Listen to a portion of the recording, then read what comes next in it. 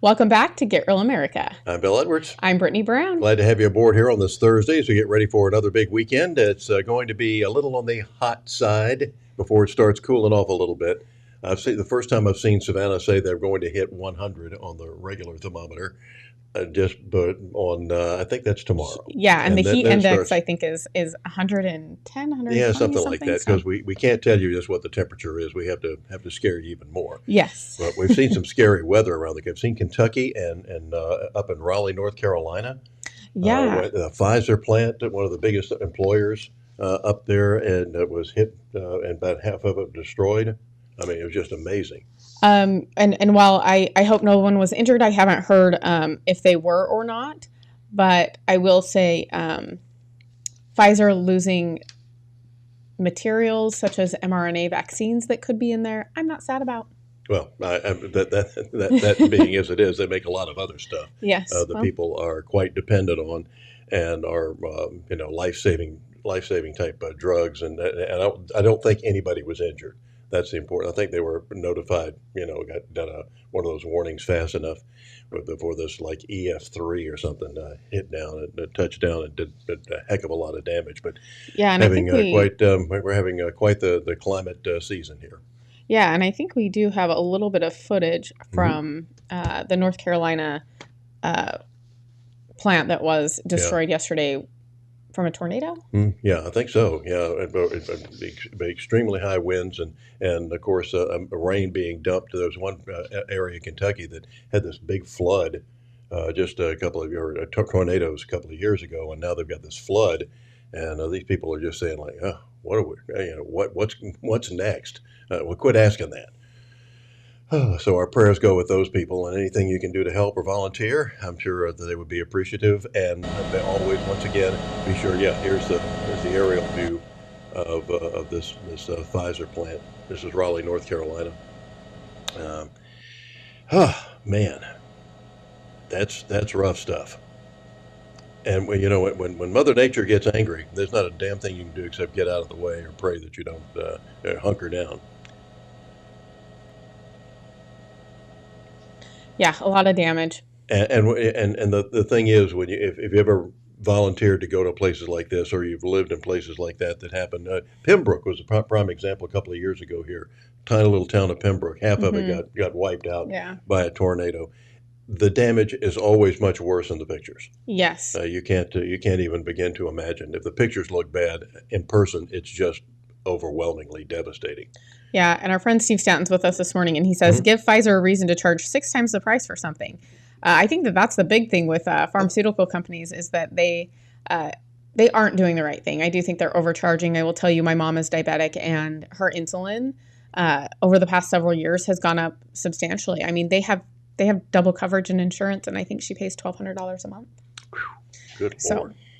It's very expensive, and it didn't used to be that way. I mean, she does have a pump, and I think that might have something to do with it. But this is stuff that she can't live without. Right. And they won't fill it even a day early. They're like, sorry, you're going to have to come back tomorrow. So if they go on vacation or something, she could be in real trouble. I mean, I think the insurance companies have gotten way out of hand, and I think the pharmaceutical companies have definitely helped with that. So yeah, that hasn't helped, and we do need to get it under control. And they do make a lot of money, but then again, they spend a lot in research and things of that nature as well. But it's a kind of a love-hate situation.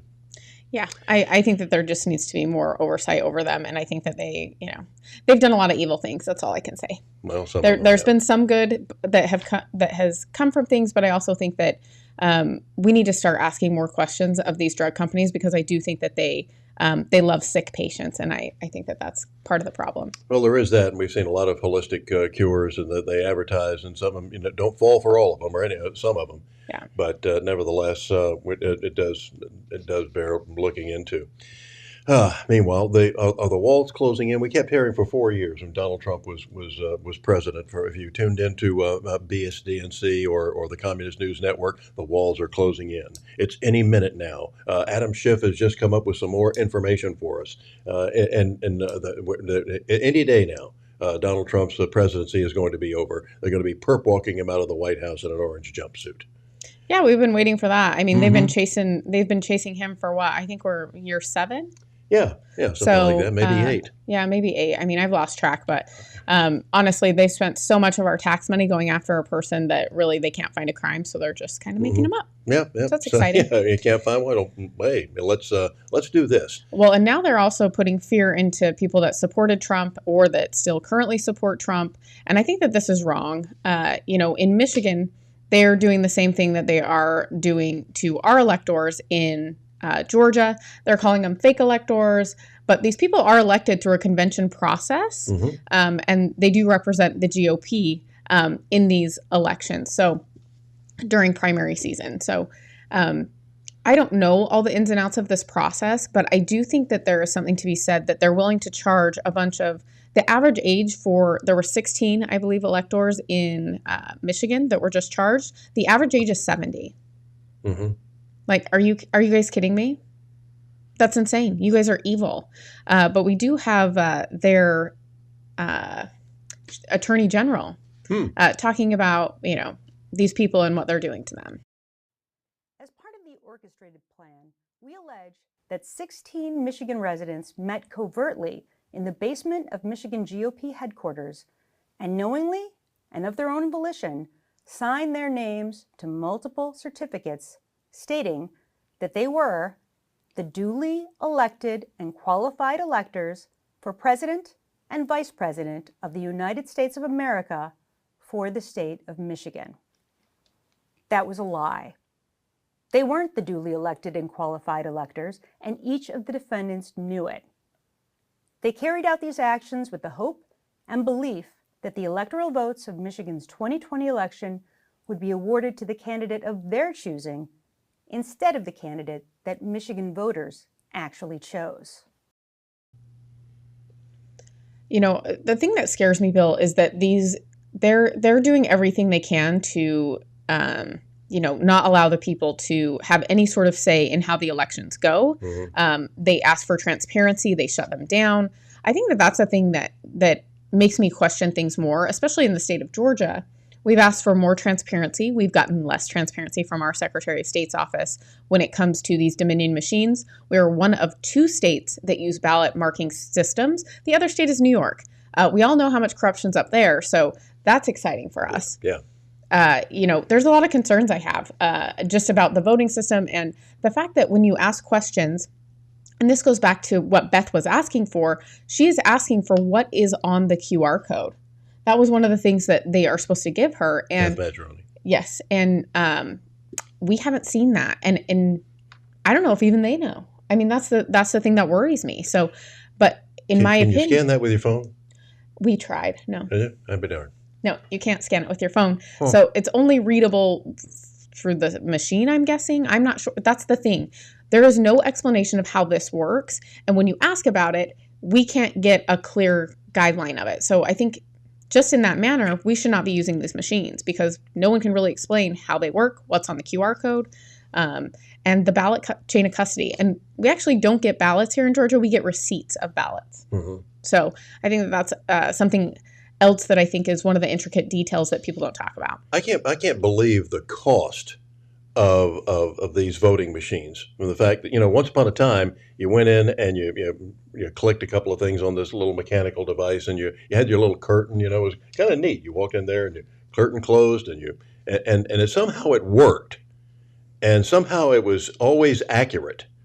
And now we have these machines now where you have to pay for, it's got the screen, it's got the computer, now all of this paper, all these printers, all the printer ink that is required, and it's special kind of paper. So it just goes on and on of how expensive it is to vote now, and especially since the fact that we start voting 3 weeks to a month early. I think that's also ridiculous.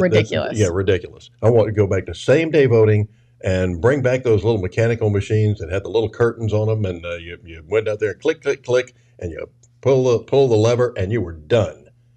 And it actually was counted. Yeah, we need to do my vote, my choice when it comes to paper ballot or electronic. I agree, and I do think that there's a huge groundswell in the state of Georgia right now. There is Unplugged Georgia that's coming from Voter GA, which is Garland Favorito's group, who's been around for about 20 years. They've done a lot of work legally to try to get voter integrity pushed. And we also have Truth for Georgians, who is doing paper pleas, which means they want hand-marked paper ballots counted at the precinct level. So I think that there's different ways that we can do things. And the fact that we're seeing so much pushback, and yet the elected officials continue to tell us, too bad, so sad. Yeah. We decide. And going back to Michigan, you trust Gretchen Whitmer. Oh my gosh! I mean, she's one of the great witches of all time, and you reelected this person. Have you lost your mind? But I think that that's the other thing, Bill. Like, did they really reelect this person? Did they really reelect her? Yeah. I have not fact checked this, so I just want to preface that. But I did hear that there was not one incumbent that lost a race in the state of Georgia. That seems pretty odd to me. That doesn't happen. So 2022, that seemed to be the case. I'll definitely look into that and confirm. But if it is the case, I'm very worried about what they're able to do with these machines. Lizzie Warren's with us this morning. She said, we hired the politician. They answer to us. They do, but or they should. Yeah. And as Will Rogers famously said, we have the best politicians money can buy. I think that that's the bigger problem, is that they can be bought, and we need to find people that cannot be bought and that really do represent the people and serve the people. You got to have them run first. That's the whole thing. And when they one of the things that they do to discourage that, of course, is all they now do these deep searches into somebody, and if you grabbed a girl's pigtails in kindergarten, you get blasted for that. Well, I don't know. When you get the paper, so I just saw the paperwork for one of the races to qualify. The paperwork is insane just in itself. I'm like, you have to fill out all this crap just to run for an office? It just seems like there's a lot of barriers to entry to this kind of stuff, and you kind of have to get the right people involved to fill it out correctly, or else then you'll be in trouble with the government too. So yeah, so we need people to finally suck it up and say, okay, I'm going to go through this. Because we have to solve this. We're going to keep our country.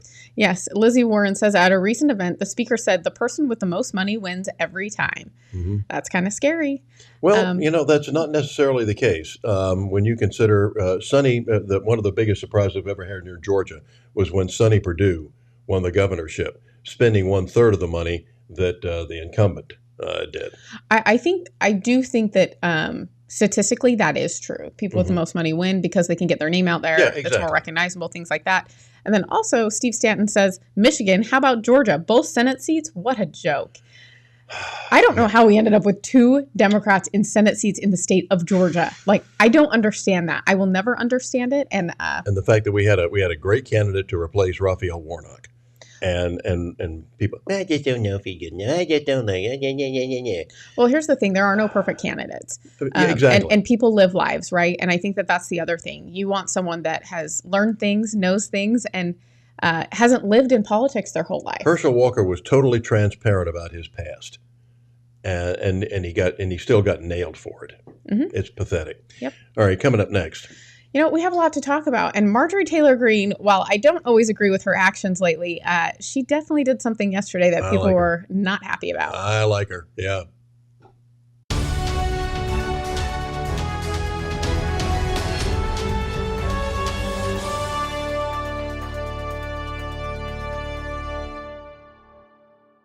For nearly 30 years, crime was falling in the United States. No more. Far-left politicians have allowed our streets and parks.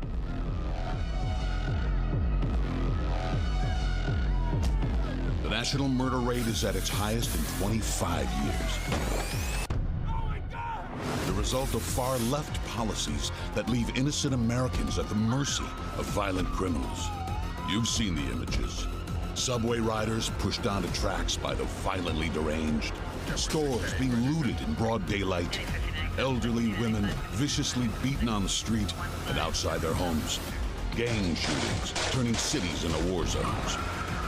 Hardened criminals rampaging without fear. No fear of arrest. No fear of prosecution. No fear of jail. No fear of any consequence at all. Instead, you are made to live in fear. Woke progressive prosecutors are releasing dangerous predators before trial. Woke far-left politicians have allowed our streets and parks to be overrun with crime and drugs. Police have been made into the enemy and criminals into a protected class. Violent crime is up 21% in Washington, D.C., 35% in Chicago, 41% in New York City, and murders are up 207% in Portland. Cities in chaos, billions in property damages, lives and families destroyed. Stop the woke war on police. Stop the far-left assault on public safety. Stop the radical left-wing love affair with criminals. Stop the insanity. Citizens for Sanity paid for this ad.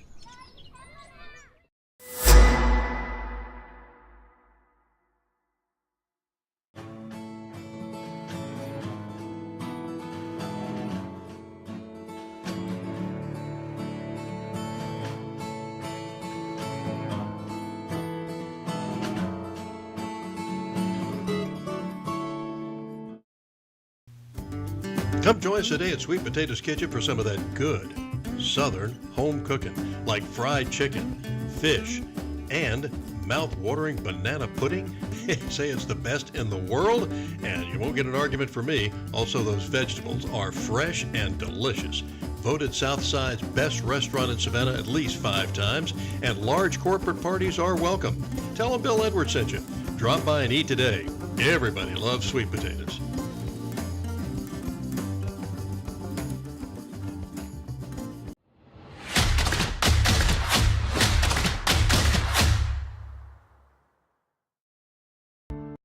Serving the Savannah area with the power of the Shield since 1934, with personal insurance, employee benefits, and business insurance.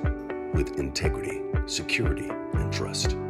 For more information, go to thepoweroftheshield.com.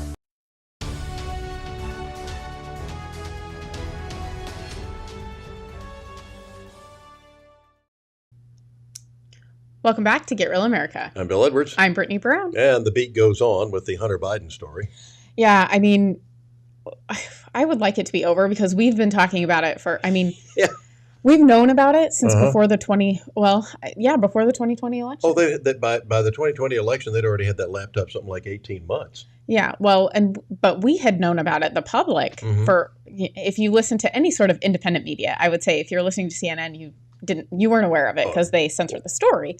But I am like, okay, let's get this guy. Let's be done with it. I'm sorry. I think he's disgusting. I think he's the photos and stuff that we've seen, the actions that he's been involved with. And I understand like people have drug problems and things like that, but I don't think he's learned any lessons, Bill. Mm-hmm. No, this guy is going to need 3 promotions to be a pond scum. Yeah, and I've been told to the pond scum. Yes, and Lizzie Warren says garbage. Exactly.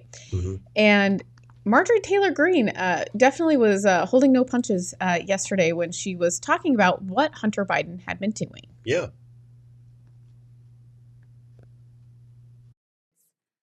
Also, Mr. Shapley. Come on. Mr. Chairman, we're 1 minute and 53 seconds over. As long as Ms. Ocasio-Cortez can get equal time, she can keep going. I will let Ms. Greene wrap up 5 seconds, and then I'll give Mr. Mafume additional time. Thank you, Mr. Chairman. Mr. Shapley, you started an investigation into Hunter Biden, codenamed Sportsman, which opened in November of 2018. It was an offshoot of an investigation the IRS was conducting into a foreign-based amateur online pornography platform. This is evidence of Hunter Biden making sex. Excuse me, this is my time. Making pornography. Should we be displaying this, Mr. Chairman, in the committee? Gentle lady's time's expired, and The fact that she held that up and definitely made everyone upset. I think the Democrats were losing their minds about it. Well, they can lose it, but they haven't got much to lose. That's true. That's very, very true. Jeez. Well, she also talked about something that he may have violated because he paid for some of these girls to cross state lines. I can't remember what she called it. It's something like the man clause or something like that. The Mann Act. The Mann Act. That's what it is. So interesting stuff. I think that they found enough violations that he could probably go away for a very long time, but I don't think it's ever going to happen because he is Joe Biden's son. Kidnapping. I mean, you fly a woman from California, or a girl from California to Washington. That's kind of crossing state lines a few times. Yeah, just a little bit. And that's the other thing. Will Joe Biden pardon his own son before he leaves office? It's a good point. So, I want this portion of our time period to be over because I think it's embarrassing for everyone. But they're going to continue these investigations. Lizzie Warren says also this seems a little Epstein-like. Yeah, doesn't it though? Yeah. It does have that Jeffrey Epstein flavor. Yes. Who, as you know, committed suicide. Yeah. Yeah. I believe that. With help. And, the cameras didn't catch it. It's amazing. No, it didn't. And in fact, nobody had ever committed suicide in that facility ever before. Just unbelievable. And the people who were supposed to check in on him every 15 minutes or half an hour or whatever were gone for 6 or 7. It's just unbelievable, the amount of coincidences, the confluence of coincidences that we have here. And Steve Stanton says it will be in the glorious congressional record forever. It sure will be.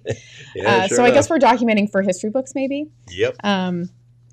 But on the same token, Joseph Ziegler, who has come out and has been a whistleblower on this whole thing with the Bidens, he's being heavily criticized for coming out. He's being attacked by the Democrats. We all know this song. Yeah, we all know the song and dance. Well, and in fact, if you get attacked by the Democrats, you know that you're on the right track. Yes, and he did an interview and he was talking just about how much restrictions he's had and that he really hasn't been allowed to talk about a lot of things, and they were stopped at every point because they were like, well, we're gonna get some heat. We're gonna we're gonna be in hot water if we ask these questions. So we do have a little clip of Ziegler. Did you uncover evidence that President Biden financially benefited from his son's deals? I don't feel comfortable answering that question. Why is that? Anytime we potentially wanted to go down the road of asking questions related to the president, that's going to take too much approvals. We can't ask those questions. And I mean, it created an environment that was very hard to deal with. It's a politically sensitive case. Wouldn't it require additional approvals? Yes, I do understand that aspect, but it would be like, well, let's think about it. Let's put that on the back burner. Well, I heard that no one was above the law, but it seems like if your name is Joe Biden, you are above the law. Mm-hmm. Or if you're a Democrat, basically you're above the law. We heard Nancy Pelosi say it on numerous occasions about Donald Trump. Well, nobody's above the law. Well, here we are, and this guy said we were thwarted at every turn. You couldn't ask a question. Yeah, and he goes on to talk about just, we're going to be in hot water if we do that. And it's just like, he's like, I felt like I couldn't do my job. And this is a huge problem. And the other thing is people have tuned out from this stuff. So they're just done. Like when I look at this stuff, Bill, I don't want to listen to it anymore, but we have to stay engaged. We have to stay involved. They're uncovering all sorts of things right now. And most of the American public is not seeing it. Because I'm sorry, no one watches C-SPAN. We do like to watch the viral clips of people like Matt Gaetz, which has been fun, but people are not watching a full episode session. Yeah, session of C-SPAN. Yeah, you can watch paint dry and it's usually something more exciting. Exactly. Well, and Steve Stanton says the entire Democrat Party and the media owes Nixon an apology. I 100% agree. Well, they sure do. There are two presidents that I always wonder about. One is JFK, how that would have ended if he would have been allowed to live and finish out his presidency. And the other one is Nixon, because I heard that Nixon was kind of a unique president in the way that he was, because he was a visionary, but he could also put a plan together and execute his vision, which is very rare. He was the first one to realize when he was vice president that Castro, we made Castro into a hero when he overthrew Batista down in Cuba. This evil dictator Batista, but now we got Castro, and boy, he's going to be this real firebrand, and he's going to be a good ally. We had a ticker tape parade for him in New York City, for God's sake. And Richard Nixon was the first one to say, "This guy's a communist." He was the first one to realize it, and caught some heat for that. I think that they owe Richard Nixon a huge apology. I thought he was an excellent president, and so did the country when you see how he got elected by the biggest landslide still in history. Well, and I think it was less than 18 months later he was gone out of office. So exactly. And that's when listen, Brittany, I was there. I wasn't. I know, but this is when the news media really started feeling its oats. And they try to go back to those glory days. We're still interviewing the two Washington Compost reporters, and they're still on CNN all the time saying this is worse than Watergate. This is better. They're comparing everything, like Watergate is the gold standard. Well, I'm like, the government does it, and we've okayed it. The American people have now. So I'm like, Watergate was nothing, in my opinion. No, it wasn't. And the fact that the Teapot Dome scandal was worse than that. But the whole problem is that's when the media really started feeling its oats and said, we are above the fray. We can do anything we want to. We're the media. You can't say anything against us. We're gonna tell. And we saw that with coverage from the Vietnam War, of how they were besmirching everything that the American troops did. But the horrendous stuff that the Viet Cong was doing didn't get that much publicity. Yep. Nixon was unfairly demonized, maybe set up, according to Lizzie Warren, and also Woodward and Bernstein were one-trick ponies too. Yeah, and you got Bernstein on all the time on CNN or messed up DNC saying, Nixon did this, and Trump did this, and this is worse than Watergate. They're continuing to go back and make that the gold standard, and it's just crap.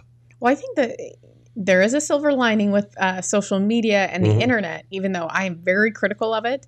I do think it's allowed independent media and videos to surface that we wouldn't see otherwise, because the media had such a control on what was allowed to be shared. Oh, yeah. So I do think that there is a silver lining with that. And I do think that,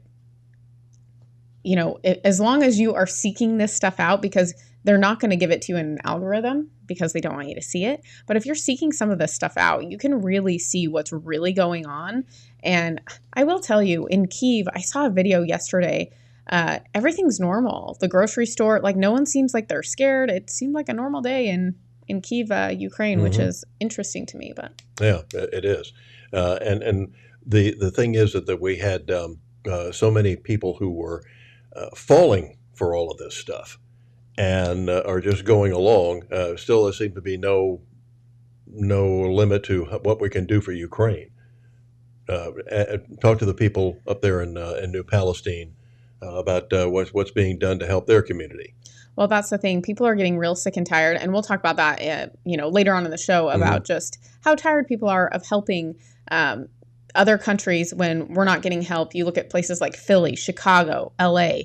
I mean, name a Democrat-run city. Those people, I think, Chicago's about done. Well, I think that there's a lot of alignment that we can have with these people, and it's nonpartisan. Like, everyone wants to close the border now because they're like, we can't pay. In Chicago, they're paying $7,000 per person to stay in a high school. They're converting the high school into a place for illegal aliens. Yep, to stay.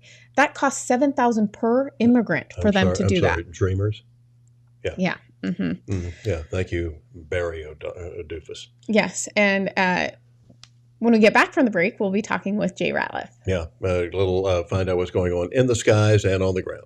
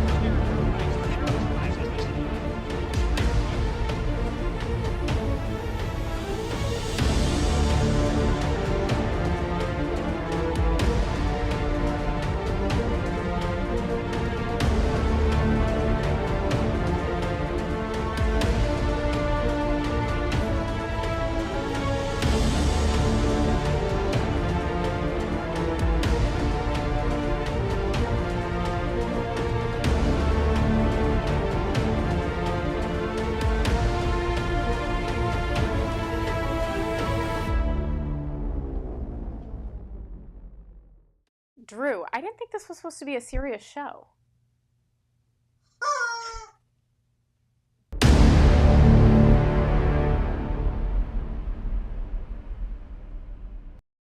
At Get Real America, we want to make sure that the real story gets out, and you can help us as a sponsor or as an advertiser to make sure that that word does get out to the community.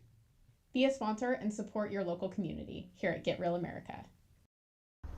When I grow up, I want to work for a woke company, like super woke. When I grow up, I want to be hired based on what I look like rather than my skills. I want to be judged by my political beliefs. I want to get promoted based on my chromosomes. When I grow up, I want to be offended by my coworkers and walk around the office on eggshells and have my words policed by HR. Words like grandfather, peanut gallery, long time no see, no can do. When I grow up, I want to be obsessed with emotional safety and do workplace sensitivity training all day long. When I grow up, I want to climb the corporate ladder just by following the crowd. I want to be a conformist. I want to weaponize my pronouns.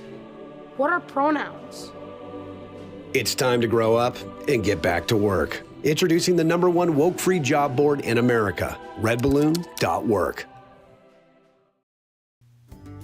Come join us today at Sweet Potato's Kitchen for some of that good Southern home cooking, like fried chicken, fish, and mouth-watering banana pudding. Say it's the best in the world, and you won't get an argument from me. Also, those vegetables are fresh and delicious. Voted Southside's best restaurant in Savannah at least 5 times, and large corporate parties are welcome. Tell them Bill Edwards sent you. Drop by and eat today.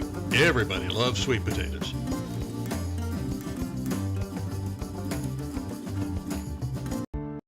Serving the Savannah area with the power of the Shield since 1934, with personal insurance, employee benefits, and business insurance, with integrity, security, and trust. For more information, go to thepoweroftheshield.com.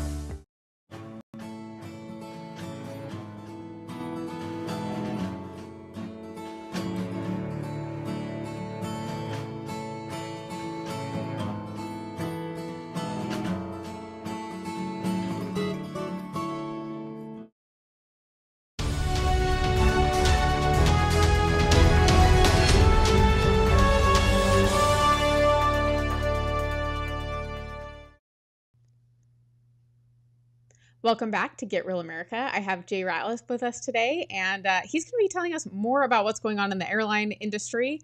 And you know, Jay, I did hear that American Airlines was potentially going to have some sort of strike. Is that correct?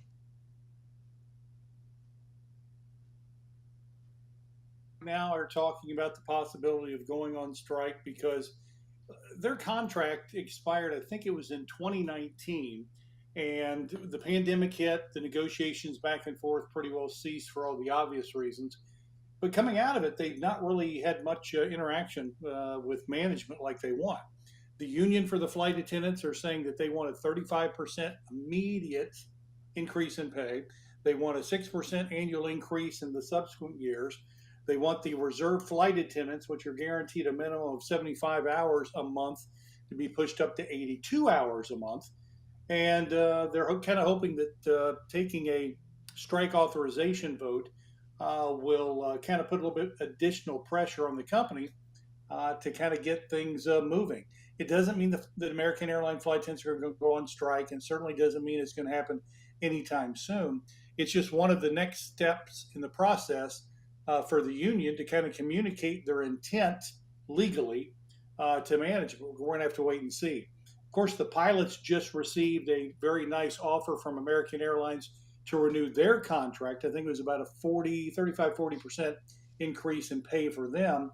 Wow. The issue is this past weekend, United Airlines gave their pilots a very nice new contract, and it's better than the American offer. So now the American pilots are saying, we might want ours tweaked a bit. So yeah, if you're at American Airlines, there's a lot of challenges right now on the labor front as you try to deal with both the flight attendants and the pilots, trying to get the union collective bargaining agreements resolved once and for all. So with the flight attendants, do we have the same type of shortages with flight attendants as we do pilots, or is it totally different? It's across the board, but the main shortage is with pilots, but you also have it with flight attendants. And that's why when you have a situation where you're trying to quickly hire as many flight attendants as you can, I mean, you're limited by the number of people that apply. And one of the things that airlines found out when they came out of the pandemic, as every other business owner did, the people applying for jobs simply isn't what it used to be. So as a result, they can only get what comes their way. I think with Southwest Airlines pre-pandemic, every job opening they would paste or post, they would receive about 100 to 125 applicants online. Now they're getting 8 to 10, or that used to Wow. be. That number may be slightly dated, but it is way down from where it once was. And of course, it's consistent with, I hate this term, the new norm coming out of the pandemic, where we simply have fewer people that seem to be applying for some of these jobs that before they would kill for. It's quite amazing to me. And do the airlines have any sort of plan in place to try and, recruit more flight attendants or more pilots? Or are they just kind of, they're sticking with what they got? Well, one of the things that's keeping us, that's a bit hindered on the pilot side, is that you need a minimum of 1,500 flight hours to apply. And a lot of individuals that are interested in becoming a pilot could go to a private flight school to learn how to fly, get your license, and accumulate those 1,500 hours. The problem is that could cost $200,000 to do. And a lot of these individuals are saying, well, gosh, that'll take this amount of time to do it. And then when I get out, I'll be going to work for a regional carrier, probably, and they pay 80, 90,000 a year. And, something like that, it's just not a lot of people that are willing to do that. So you have people like Delta and United and others that are teaming up with flight schools. You have other airlines that are offering incentives saying, look, we'll help pay the way for you to have you learn to become a pilot in an attempt to kind of create your own farm system. We used to get a lot of pilots out of the military, but over the last decade, we've seen more military people flying the drone types of things.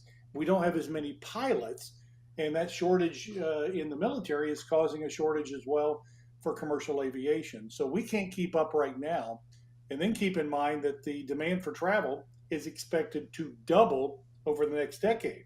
So if we can't keep up now, we're toast when it comes to what's going to happen over the course of the next 10 years. It's going to be a very, very interesting time to see what takes place. It is really interesting that flying is so high right now, especially when we know that people are, inflation has impacted a lot of people, but people are still traveling at incredible rates right now. I'm impressed. They are. In fact, it's a bit of a surprise because we have 600-700 airplanes that are parked right now because we do not have pilots for them. We have fewer aircraft flying, thousands of fewer flights. But on the last Friday in June, I think it was on the 30th, we had more people flying that day, according to the TSA, than any other day in recorded history here in the United States. So you have more people flying on fewer flights, which means they're more packed than ever, and the fares are going up quite a bit. And that's obvious because as the demand for travel increases, you have a fewer number of seats. The cost for any travel is going to be at a higher price because you're dealing with fewer seats in the marketplace. It's just basic, economics 101. The fewer of anything you have, the value of those that remain are going to go up. And it's what we're seeing right now. People are paying some incredibly high fares. And I'm asked constantly, Jay, how can I go about saving money when I fly? And the easiest thing to do is to buy your tickets well in advance. And I mean, not 2 or 3 months, but 6, 8, 9, 10, 11 months in advance, if at all possible. I get emails right now, people saying, Jay, are you proud of me? I'm planning for Thanksgiving travel. We're looking for flights right now. And I'm thinking, for this year? Because those seats, the cheap seats, were taken in December and January. Right now, the savvy traveler is looking at next spring break, early next summer, way in advance. They're locking in some incredibly low fares. They're getting the trip cancellation insurance to protect themselves, and they're paying an airlines a fraction of what they would pay if they wait until after the first of the year to buy their tickets. Wow, that's crazy. And, I'm originally from Utah, it gets really hot out west, and if you But it's a dry if you end up sitting on a plane for too long, it gets really hot in there. And I heard there was an incident in Vegas. We had a very serious situation there. It was passengers on a Delta flight. They were taking off from Las Vegas. They were in line to taxi to take off, and I think they were number 14 or 15 for takeoff. And unfortunately, when the airplane is stationary, there's not the flow of air that we would normally have, and it tends to get a little bit hotter. Well, the longer you're there waiting to take off, the hotter it can be. Now, when you're at the gate and we can plug in what's called the GPU or the ground power unit, there's the ability to have a little bit more of an airflow through there to try to make it a little bit more comfortable. It's one of the reasons we tell everybody when the plane arrives to make sure the window shades are kept down in the summer so that we can try to keep the airplane as cool as we can. The problem with this Delta flight was there was an extended period of time to take off. And the longer they waited to take off, the hotter it became in the cabin. You started to have passengers passing out. So then the aircraft had to come back to the gate, park. Medical personnel came on board to remove the people that were impacted, and that took a little bit of time as well. Well, while that was taking place, you had flight attendants that started to pass out. Well, now the flight is canceled, and by the time they got everybody off the flight, some of those passengers had remained on there for as much as 4 hours. Oh and I'm telling you, that oppressive heat is just very, very difficult when you're talking about that this time of year. And it was a dangerous situation. I believe most of the injuries were minor. Let's hope that continues to be the case. But boy, I tell you, this heat is really impacting flight operations in a pretty significant way.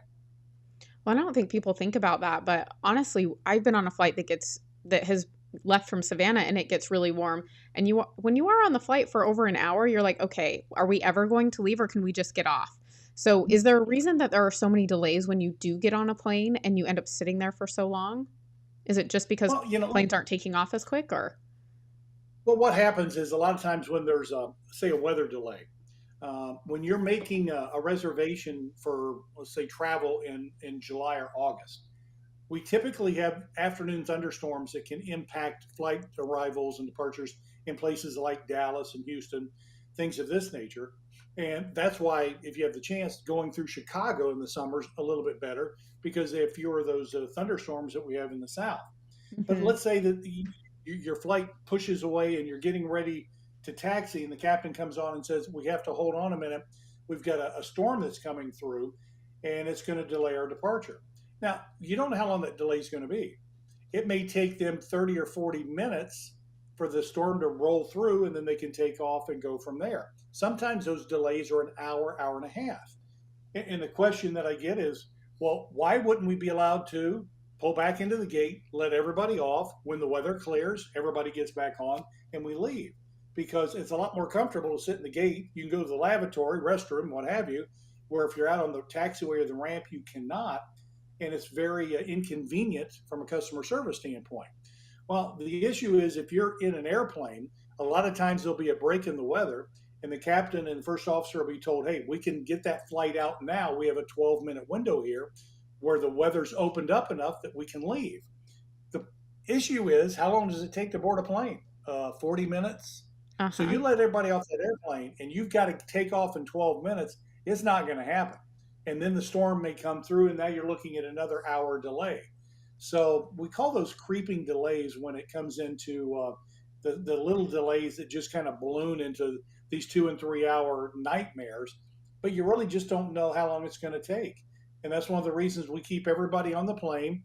And, the old adage is you'd rather be on the ground wishing you were in the air than in the air wishing you were on the ground. So that's true. Keep everything from a safe standpoint and not dispatch that flight until we can do so. But we also want to keep everybody on the plane so that when we get that window, we can take it and take it immediately. Okay, that makes a lot of sense. So as we wrap up here, Jay, are there any hub delays that we should be super concerned about as we go into travel season here? Yeah, if we're going to be flying today, we had some morning fog this morning. It was kind of giving us issues across the country. That is obviously burned off by this time of the day, but we've got to Washington, D.C., Philadelphia, New York, Charlotte, and Minneapolis today that are looking at the possibility of some thunderstorms that could create flight delays in excess of an hour. So that's going to be problematic if you're flying through any of those hubs. Other than that, the rest of the country looks to be in pretty good shape today. Hey, that's pretty good news. Not bad. Mm-hmm. Not bad at all. It's not as good as it was yesterday, but look, when you got the summer and the thunderstorms and everything that pops up, these types of things will happen. And if you really want to increase your chances of an on-time departure, if at all possible, my wife and I always grab the first flight out of the day. That is the most important departure for any airline, because if that airplane leaves late, all the other flights that aircraft is scheduled for are also late. So if you grab the first flight out in the morning, you can increase your chances of that bad boy being dispatched on time. Great advice, Jay.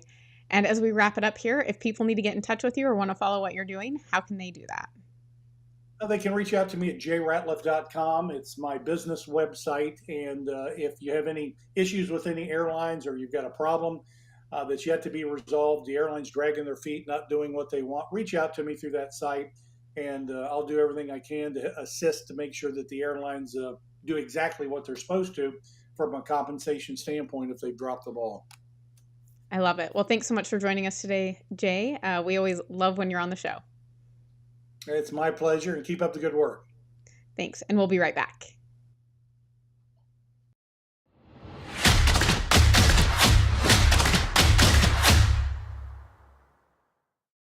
Savannah, I'm coming home. Savannah, we'll never be alone. Savannah, the beauty of the world. Savannah, let's all take a ride. Savannah, I'm coming home. Savannah. When you're looking to buy a business or sell a business, the experts at Best Business Brokers have you covered. Whether you're ready to cash in on your years of hard work or you're taking that first step in buying a business of your own, they're here to guide you through the process and make sure you get the best outcome possible. By having Best Business Brokers assist you when you buy a business or sell a business, they handle the legwork of the intricate process. This ensures a smooth transition of ownership, allowing you to get to work immediately or receive payment for your business as soon as possible. With base operations in Savannah and Charleston, they service all of Georgia and South Carolina. If you're considering starting a business here, the mild winters and 5-tiered economic areas make these the perfect places to do so. If you're ready to buy a business or sell a business, then you're ready to contact Best Business Brokers. Visit their website at b3brokers.com or call at 912-349-0940. Serving the Savannah area with the power of the Shield since 1934, with personal insurance, employee benefits, and business insurance, with integrity, security, and trust. For more information, go to thepoweroftheshield.com. Come join us today at Sweet Potatoes Kitchen for some of that good Southern home cooking, like fried chicken, fish, and mouth-watering banana pudding. Say it's the best in the world, and you won't get an argument from me. Also, those vegetables are fresh and delicious. Voted Southside's best restaurant in Savannah at least 5 times, and large corporate parties are welcome. Tell them Bill Edwards sent you. Drop by and eat today. Everybody loves sweet potatoes.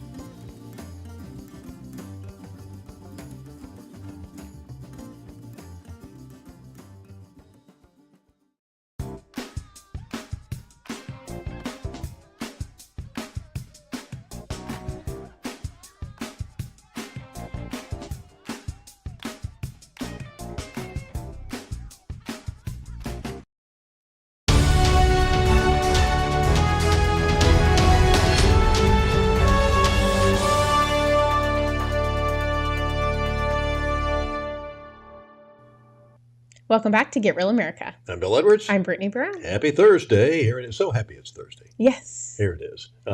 Glad I hope you have some good plans for the weekend as well. And we're going to talk about the entertainment industry, among other things. They're filming a couple of movies here in Savannah. One of them is on hold, the Clint Eastwood movie. Jury 2 is on hold because of the the actors strike and things of this nature. Which seems to be happening more often. Just Yeah, putting it it out does. there, but Yeah. Well, they thought that they were going to get all this money by eliminating the theaters. You get all this money out of streaming, and it ain't happening. Every Weird. once in a while, people do want to get out of the house. I don't care how great your entertainment system is. There's nothing like watching. We went to see. When we went to see Top Gun Maverick so good. last year, and we saw it at the IMAX. And I couldn't imagine sitting there watching it on my 42-inch television screen. I watched it both ways, and the Yeah. IMAX, no comparison. Yeah, absolutely. But they also the CDC extras casting of Bride Hard that's been given the green light for some reason by SAG to go ahead and continue filming. They're looking for extras as well, so you can check that out if you will. But right now, the Clint Eastwood movie. People see him all over town. Mm-hmm. He is one of these down to earth guys that I've heard that. is not overly impressed. When he was here, he was directed Midnight in the Garden of Good and Evil, and my son at the time was working at a golf shop, and Clint wants to play a game. He comes strolling in to see if he can play golf, and he comes up to my son and says, "Hi, I'm Clint." And he said, "Yeah, no kidding." And he goes, "Hey, Bobby's not all that impressed with celebrity, but they exchange pleasantries." The next day, Bobby's having lunch with a bunch of his buddies in the cafeteria, and Clint comes in again. And sees Bobby and walks over to the table to talk to him and say hello, and his friends are just looking there like. So he's just a regular, down to earth guy. At what, 92? Yep, 92, still working. Yeah, keep up the good work, Clint. My word. Agreed. And before we jump into some of the entertainment stories that we have, we were talking before we got with Jay about some of the problems in Chicago and immigrants that are. Being housed at a high school now. They're converting it into a housing facility for immigrants coming in. Yeah, since we don't teach anything anymore, we may as well use the building for something. Right. And so I believe it's $7,000 per day per person that it will cost the taxpayer. So really exciting stuff. But it was interesting that we have a video of some immigrants who are now demanding that we provide things for them. Yeah, this is it. El terrorismo, la discriminación. Necesitamos esa ayuda, necesitamos ayuda para los niños en el tema de la salud. Hay muchos niños enfermos, hay mucha basura, hay mucha agua podrida en el refugio. Estamos mal, por eso estamos aquí ahora, dándole la cara a usted, señor alcalde, pidiéndole de su ayuda, de verdad, porque la necesitamos como personas, como seres humanos, como migrantes de Venezuela. Gracias. Mm-hmm. So they're demanding that we provide workforce training and jobs and shelter. And one of the phrases there was, "You promised us." I don't remember the taxpayer or Americans saying, "We promise you that we will give you everything you want." Yeah. This is the people who come here saying that we thought the streets were paved with gold and that they were handing out free money hand over fist, and and that's the crap they've fallen for. So maybe we need to talk to the border czar about getting to the root causes.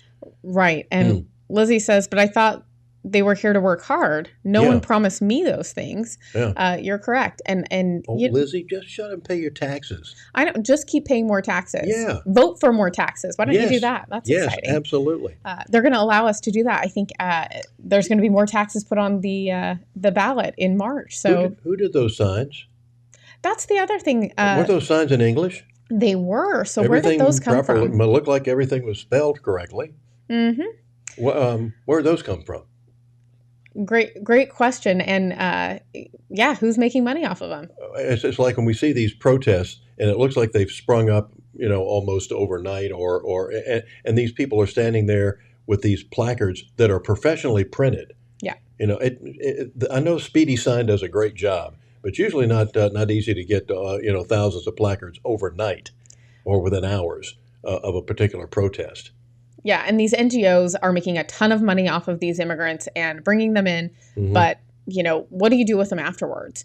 And this is a huge issue, and I think this is going to turn into a nonpartisan issue because guess what? Everyone's going to want the border closed because they're sick of paying for people to come into their communities and be disruptive and also, ask had their hand out asking for more, more, more. Mm-hmm. Yeah. So and when we and I always loved it up in New York when we give them all this great food and they wouldn't eat it. Yeah, they want hot food. Yeah. They want hot food. Well, So too bad. Well, heat it up. I know, right? So Mary brought up a good point. Is this Soros funding again? I think that we could probably guess that it is. And then and then Lizzie responded to you, Bill, and she says, "No habla English."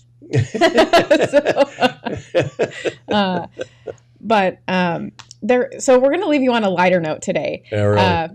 There was America's Got Talent. I don't watch it, but my grandparents love it. They think it's really fun. I love it.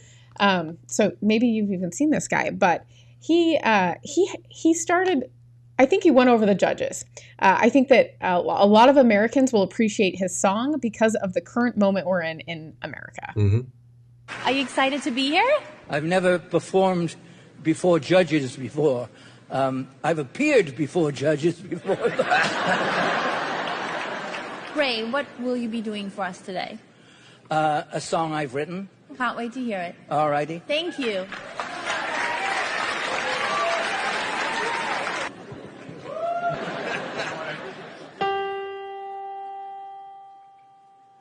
I met this girl, and she's just great. This girl I just adore. The problem is, she has much more than I had bargained for. She's got that style, she's got that smile, she's got the walk, she's got the talk, she's got that zing. There's just one thing, she's got a penis.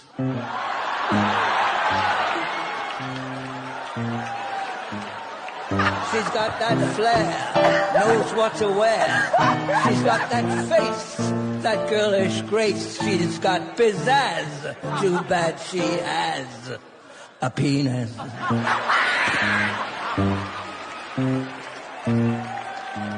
Now there's always some failure, always some flaw. Ain't that what they call Murphy's Law? But male genitalia, that's where I draw the line. Besides, hers is bigger than mine. My life's a mess, 'cause under that dress, she's got a P-E-N-I-S. Yes.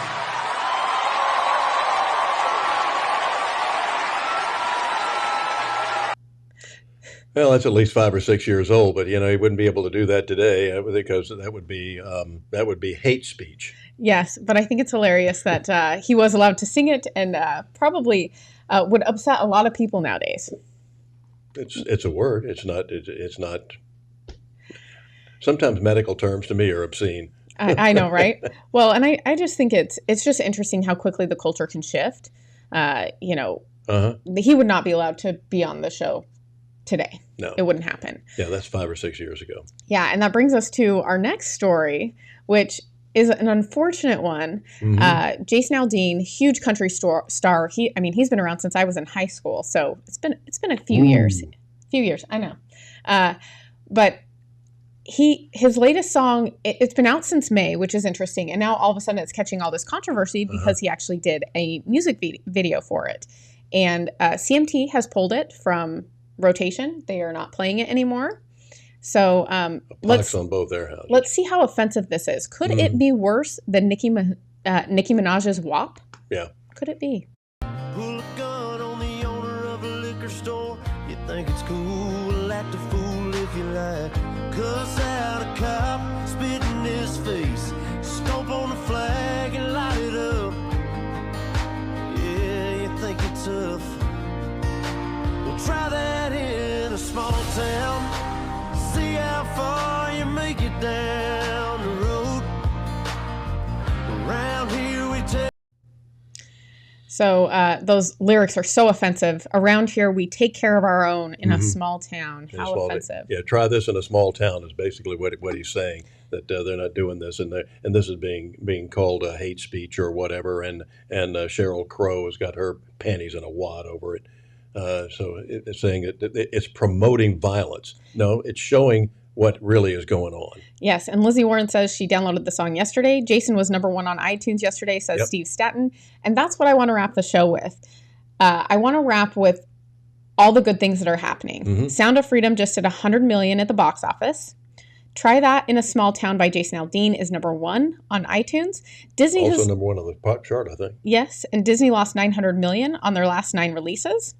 And Disney World is empty.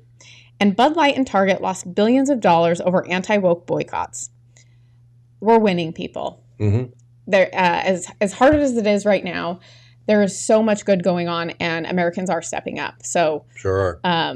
Mary McCann Hybrider said, "Anti-crime is free speech." It absolutely is. Yep. So, have a great weekend. Thanks so much for tuning in. Remember to download our app, The Local Spin. Catch us on Apple and Spotify, and you guys have a great weekend. God bless. Stay real.